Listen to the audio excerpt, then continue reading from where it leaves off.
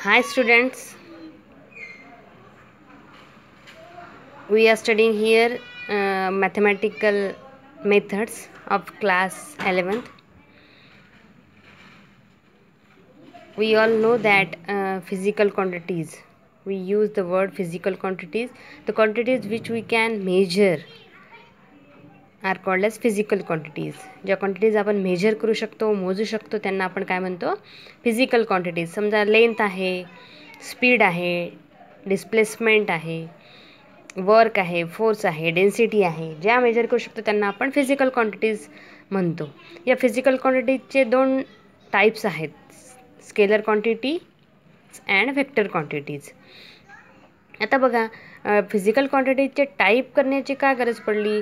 जर तुम्हाला सपोज सांगितले एखादा मनुष्य आहे, a man is walking along any street and you have given speed and time. जर तुम्हाला स्पीड आणि टाईम दिलेला असेल, तुम्ही काय काढू शकाल? त्यांनी डिस्टन्स काढू शकाल फॉर्म्युल्याने, कारण velocity means distance upon time. तुम्हाला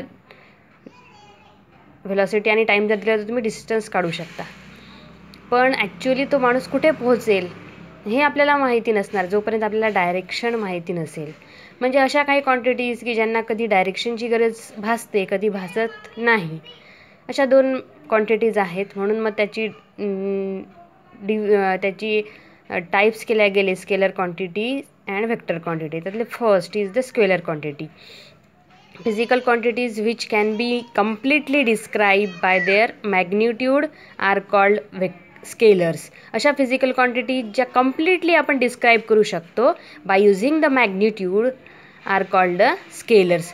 आता मॅग्निट्यूड म्हणजे नेमकं काय बघा, तुम्हाला जर एखादा रॉड दिला आणि तुम्हाला सांगितले की त्या रॉडची जी लेंथ आहे इट इज 2 मीटर, मग तुम्हाला कल्पना येऊ शकते, हां रॉड आहे आणि त्या रॉडची लेंथ किती आहे? 2 मीटर आहे. म्हणजे 1 मीटर असली त्या 1 मीटरची दुप्पट अशी 2 मीटर आहे. 2 is the number and m is the unit. मग नंबर आणि युनिट हे जरी तुम्हाला कळालं तरीही तुम्हाला त्या फिजिकल क्वांटिटीची आयडिया पूर्णपणे येऊन जाते. अशाच काही स्केलर क्वांटिटीचे एक्झाम्पल्स आहेत, displacement, speed, temperature, work, mass, time, density. Okay, scalar quantities जे आहेत त्याला आपण स्केलर क्वांटिटीज किंवा स्केलर्स असं म्हणतो. ते scalars can be added or subtracted by using the simple rules of the algebra. आपण सरळ सरळ अल्जेब्राचे जे रूल आहेत, ॲडिशन, सबट्रॅक्शन, मल्टिप्लिकेशन, ते वापरू शकतो. म्हणजे जर तुम्हाला म्हटलं की जर जर साखर आहे 2 kg आणखी 3 kg ॲड केली तर सरळ सरळ 2 + 3 तुम्ही 5 kg असं सांगू शकता. ओके, टेम्परेचर आहे सुरुवातीला 2 केल्विन नंतर 5 केल्विन, याची ॲडिशन तुम्ही सरळ सरळ करू शकता. स्केलर क्वांटिटीच्या बाबतीत अल्जेब्राचे रूल्स आपण वापरू शकतो. Another type is the vector quantity. आता व्हेक्टर क्वांटिटीज ह्या अशा आहेत की ज्यांना काय लागतं? मॅग्निट्यूड तर लागतेच, पण त्याबरोबरच डायरेक्शनसुद्धा लागते. Physical quantities which need magnitude as well as direction for their complete description are called the vector. स्केलरसाठी फक्त काय? मॅग्निट्यूड. व्हेक्टरसाठी काय? तर magnitude as well as direction are called the vectors. त्याचे एक्झाम्पल्स आहेत डिस्प्लेसमेंट, व्हेलॉसिटी, फोर्स. डिस्प्लेसमेंट झाली तर कोणत्या डायरेक्शननी झाली, किंवा व्हेलॉसिटी आहे तर मग त्याची डायरेक्शन काय, याचा परिणाम फार होतो डायरेक्शनचा. व्हेक्टर क्वांटिटीमध्ये डायरेक्शन ही मस्ट असते. फोर्स तर कोणत्या डायरेक्शननी फोर्स अप्लाय केला गेला. व्हेक्टर क्वांटिटीज ज्या आहेत त्या रिप्रेझेंट करण्यासाठी आपण एक डायरेक्टेड लाईन सेगमेंट वापरतो.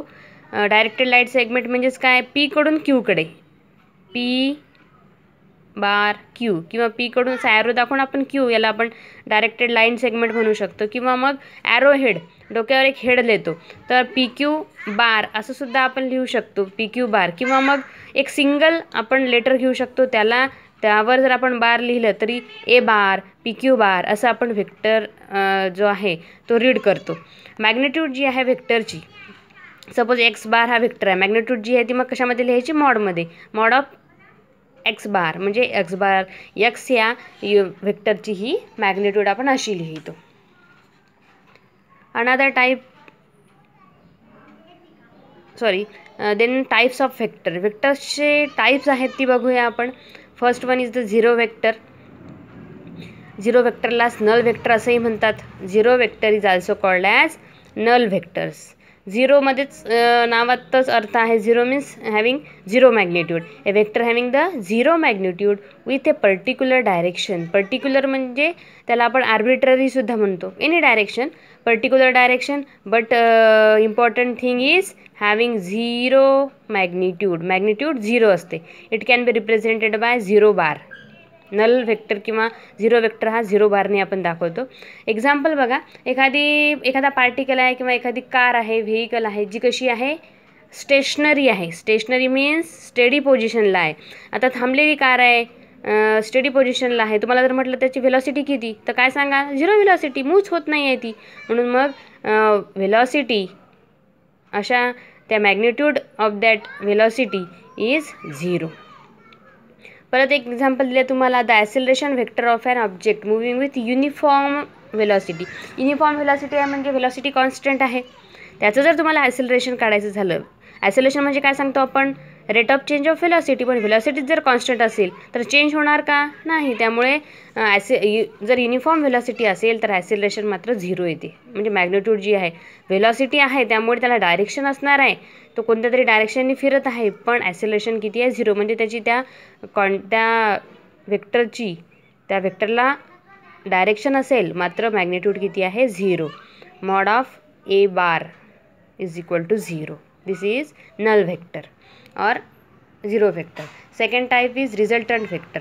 द रिझल्टंट व्हेक्टर म्हणजे काय बघा, जर बॉल आहे, एकाने फोर्स F1 अप्लाय केला, दुसऱ्याने फोर्स F2 अप्लाय केला. याची रिझल्टंट म्हणजे काय घेतलं, Fr. आपण याला रिझल्टंट म्हटलं तर काय होईल, F1 + F2. फोर्स आहे, दोघांनी वेगवेगळे फोर्स अप्लाय केले, 2 किंवा 2पेक्षा जास्त, सेम क्वांटिटी आहेत. त्या क्वांटिटीची ॲडिशन म्हणजे नेमका रिझल्ट काय होईल त्याला आपण रिझल्टंट व्हेक्टर असं म्हणतो. The resultant of 2 or more vector is that single vector. तो असा एक सिंगल व्हेक्टर असतो which produces the same effect.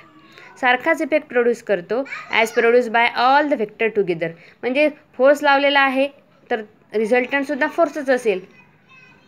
Okay, pressure लावलेला असेल, रिझल्टंटसुद्धा प्रेशर असेल. म्हणजे जी क्वांटिटी 2 or more ज्या क्वांटिटी सेम असतील त्यांचा जो इफेक्ट असेल तोच आपल्याला रिझल्टंटमध्ये सुद्धा दिसेल. त्याला म्हणायचं resultant vector. Then negative vector. Negative vector त्यालाच आपण अपोजिट व्हेक्टर असं म्हणतो. नावातच आहे निगेटिव्ह किंवा अपोजिट. असा व्हेक्टर की ज्याची मॅग्निट्यूड सेम असतं पण डायरेक्शन अपोजिट असते. A vector of a given vector is a vector. Vector of a given vector is a vector of the same magnitude but opposite in direction. Magnitude same आहे पण direction opposite आहे to that of the given vector. दिलेला vector आहे. Suppose तुम्हाला vector A bar दिला आहे. ए बार हा असा दिला आहे बघा. त्याचा अपोजिट व्हेक्टर अपोजिट डायरेक्शनने काढला आहे आपण बी बार. मग B bar is the negative vector of A bar. This is about the negative vector or opposite vector. Fourth type आहे इक्वल व्हेक्टर.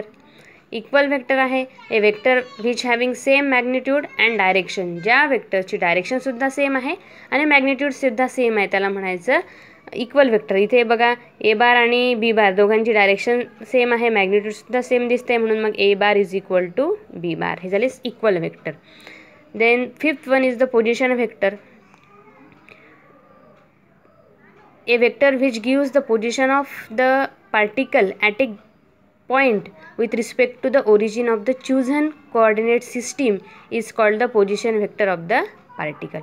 बघा एखादा सपोज आपण एक पार्टिकल घेतला आहे पी. आता याची पोझिशन कशी फाइंड आउट करतो तर आपण एखादा कोऑर्डिनेट सिस्टीम घेतली. ही एक्स वाय ही झाली कोऑर्डिनेट सिस्टीम. मग ओ पासून या पीचं किती अंतर असेल हे आपण आर बारने दाखवलं आहे. R bar is equal to O P is the position vector of the particle present at point P. P या ठिकाणी जो पार्टिकल प्रेझेंट आहे त्याची पोझिशन व्हेक्टर आपण आर बारने दाखवलं आहे. पोझिशन दाखवताना आपण यूज घेतो कोऑर्डिनेट सिस्टीमच्या ओरिजिनचा. ज्याला पोझिशन व्हेक्टर. या पोझिशन व्हेक्टरसुद्धा आपण बऱ्याच वेळा यूज करतो. लास्ट सिक्स्थ टाईप आहे unit vector. A vector having unit direction is a vector having unit magnitude. ज्याची मॅग्निट्यूड युनिट आहे, किंमत 1 आहे in A given direction is called a unit vector in that direction. त्या given direction unit vector असतो की ज्याला direction तर आहे आणि मॅग्निट्यूड मात्र किती आहे 1, त्याला म्हणायचं unit vector. It shows by the direction, it shows the direction of the vector. जो काय दाखवतो व्हेक्टरची डायरेक्शन दाखवतो. आता बघा एखादा जर वेक्टर आपण m बार हा वेक्टर आहे आपला, तो कसा लिहितो आपण युनिट वेक्टरच्या माध्यमातून जर लिहायचा असेल तर m bar is equal to U cap m. U cap ही झाली त्याची डायरेक्शन, m आहे म्हणून बेसला m लिहिला आहे आणि हा जो m आहे आपण कॅपिटल M लिहिला, ही झाली त्याची मॅग्निट्यूड. ही डायरेक्शन आणि ही मॅग्निट्यूड. म्हणजे वेक्टर आपण कसा लिहितो डायरेक्शन आणि ही मॅग्निट्यूड. मग u cap is equal to m bar upon m असं आपण कुठल्याही वेक्टरला रिप्रेझेंट करू शकतो. सपोज आपल्याकडे ए बार असेल तर ए बारला आपण कसं लिहिणार यू कॅप ए इंटू ए. म्हणजे हा झाला युनिट वेक्टर आणि हा झाला त्याची मॅग्निट्यूड. असं कुठल्याही वेक्टरला आपण लिहू शकतो. आणि युनिट वेक्टरचा फॉर्म्युला काय होईल मग युनिट वेक्टर कुठला आहे तो वेक्टर लिहायचा वरती डिवाइडेड बाय त्याची मॅग्निट्यूड लिहायची. युनिट वेक्टर अलॉंग एक्स ॲक्सिसच्या युनिट वेक्टर हे लक्षात घ्या. एक्स ॲक्सिसच्या अलॉंग असणारा युनिट वेक्टर असतो आय कॅप, त्यालाच आपण UX कॅप असं सुद्धा लिहू शकतो. मग आपण हा जो फॉर्म्युला पाहिला आहे त्याच्या माध्यमातून आपण एक कॅपला कसं लिहू शकणार एक cap is equal to X bar upon X. हा वेक्टर ही त्याची मॅग्निट्यूड. वाय ॲक्सिसच्या अलॉंग युनिट वेक्टर कुठला असणार जे कॅप, त्यालाच आपण UY कॅप असेही लिहिणार. और J cap is equal to Y bar upon Y. कारण वाय ॲक्सिसच्या अलॉंग वेक्टर आपण यूज करतो जे, झेड ॲक्सिसच्या अलॉंग आपण युनिट वेक्टर यूज करतो K. So K cap is equal to UZ cap असंही आपण वापरू शकतो. किंवा फॉर्म्युल्यानुसार या K cap is equal to Z vector divided by Z. हे सगळे जे फॉर्म्युले आहेत ते रिमेंबर करा, आपल्याला हे यूजमध्ये येतात पुढे. हा जो चॅप्टर आहे तो महत्त्वपूर्ण आहे. यानंतर फिजिक्स शिकताना आपल्याला वारंवार त्याचं काम पडणार आहे. त्यामुळे सगळं काही नीट प्रिपेअर करा. थँक्यू.